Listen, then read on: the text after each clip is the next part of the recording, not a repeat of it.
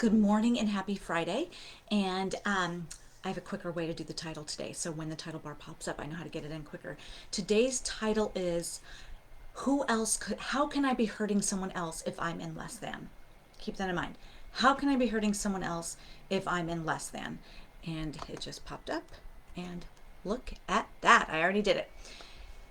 So, another client story, and today's client is named Brandon. And as before, comment below if you know why I named him Brandon.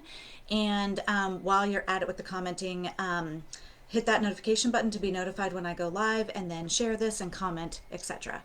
So, I was talking to one of my couples this week, and if I say I'm talking to one of my husbands, it's a client. Obviously, I don't have multiple husbands.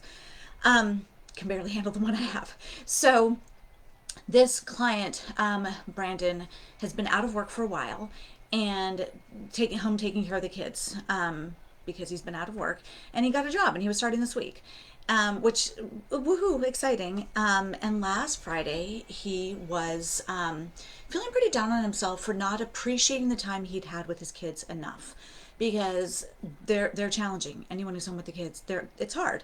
So he's had a really rough few months with those kids, and not appreciating them enough, as I said. So Friday morning, he immediately goes into less than. I'm this horrible father. I didn't appreciate my time with my kids enough, etc. And he's staying there.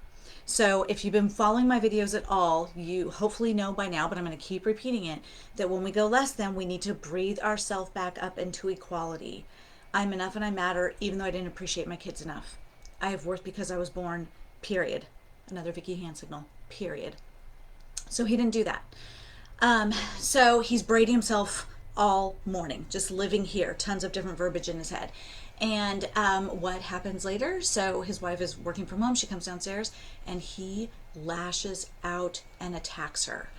I can't even remember what the quote unquote reason was. The reason was because he was feeling less than, which is in the contempt cycle. When we're feeling less than, we're way more likely to bounce up and go better than we are to go here, because here's where the work happens. So he lashed out at her and went up, which then, by the way, sent him back less than, because now he's not only a horrible father, he's a horrible husband because he talked bad to his wife. So the two things I want to point out: how do we hurt someone else when we're in less than?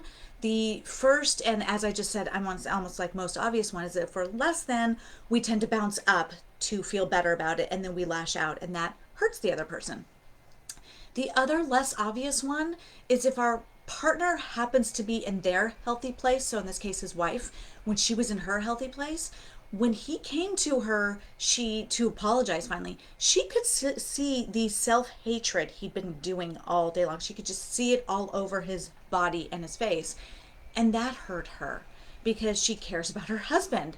And so there were the two layers of her hurt. He hurt her by lashing out, and he also hurt her by her witnessing his less than. Now, I'm not saying it's his job to get himself into equality just to make her feel better. No, I'm just giving an example of how we hurt our partners, even in ways that we're not aware of.